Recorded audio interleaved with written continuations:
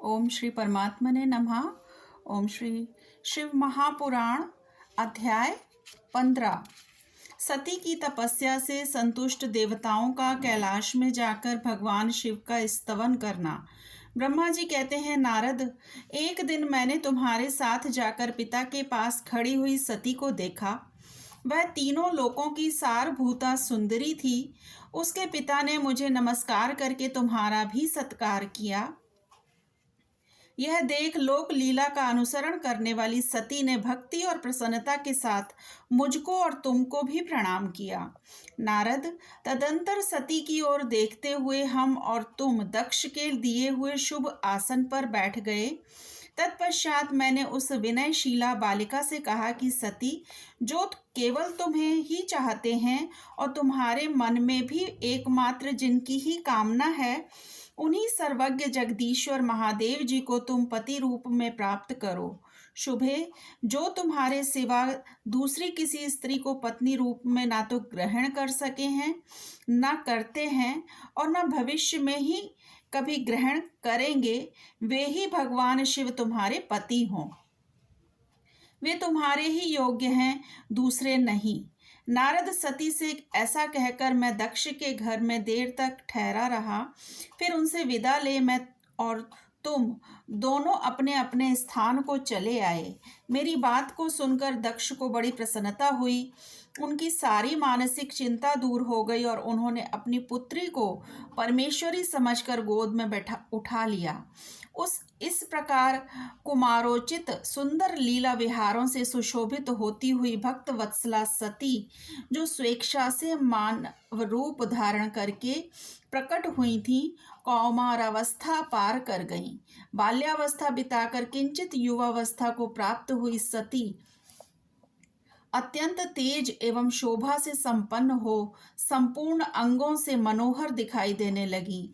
लोकेश दक्ष ने देखा कि सती के शरीर में युवावस्था के लक्षण प्रकट होने लगे हैं। तब उनके मन में यह चिंता हुई कि मैं महादेव जी के साथ इनका विवाह कैसे करूं। सती स्वयं भी महादेव जी को पाने की प्रतिदिन अभिलाषा रखती थी। अतः पिता के मनोभाव को समझकर वे माता के निकट गईं। विशाल बुद्धि वाली सती रूपिणी परमेश्वरी शिवा ने अपनी माता वीरणी से भगवान शंकर की प्रसन्नता के निमित्त तपस्या करने के लिए आज्ञा मांगी। माता की आज्ञा मिल गई, अतः दृढ़ता पूर्वक व्रत का पालन करने वाली सती ने महेश्वर को पति रूप में प्राप्त करने के लिए अपने घर पर ही उनकी आराधना आरंभ की।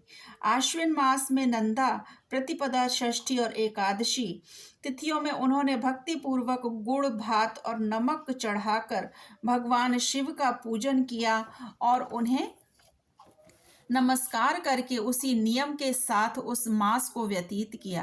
कार्तिक मास की चतुर्दशी को सजाकर रखे हुए मालपुओं और खीर से परमेश्वर शिव की आराधना करके वे निरंतर उनका चिंतन करने लगी।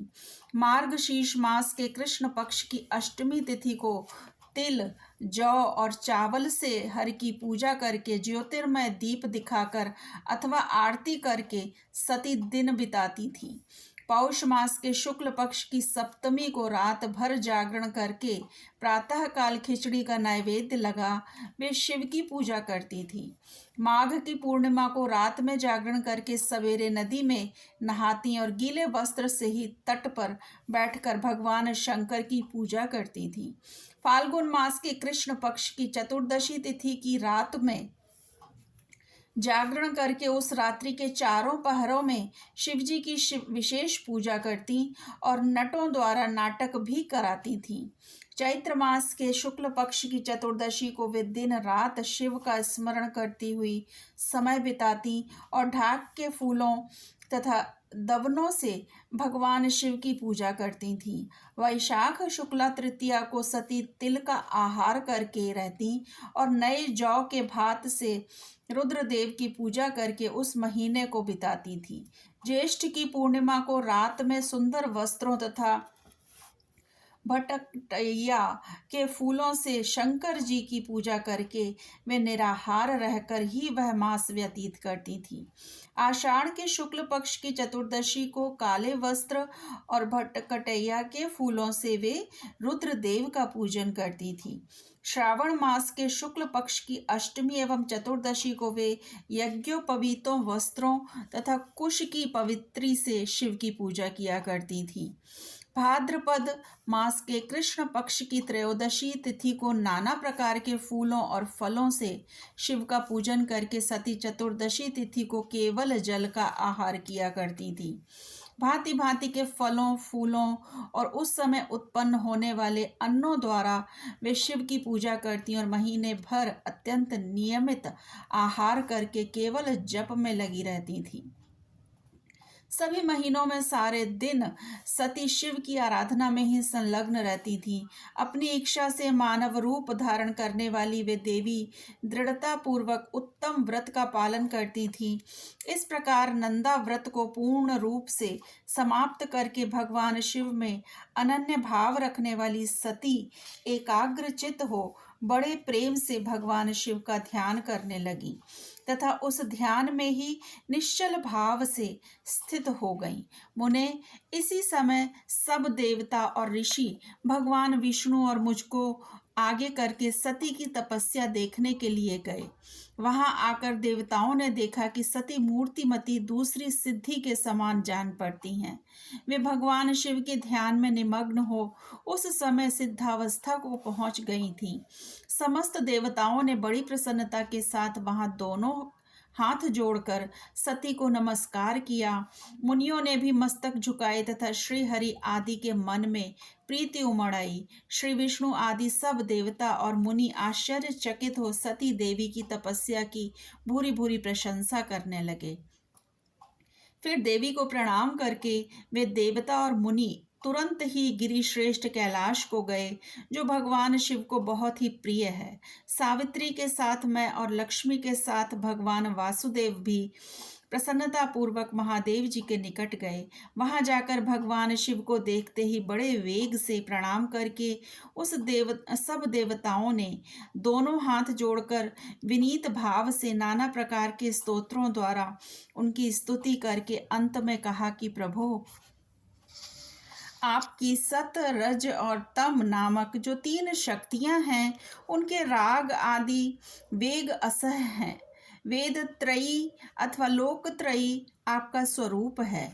आप शरणागतों के पालक हैं तथा आपकी शक्ति बहुत बड़ी है, उसकी कहीं कोई सीमा नहीं है। आपको नमस्कार है। दुर्गापते, जिनकी इंद्रियां दुष्ट हैं, वश में नहीं हो पाती, उनके लिए आपकी प्राप्ति का कोई मार्ग सुलभ नहीं है। आप सदा भक्तों के उद्धार में तत्पर रहते हैं। आपका तेज छिपा हुआ है। आपको बारंबार हमारा नमस्कार है।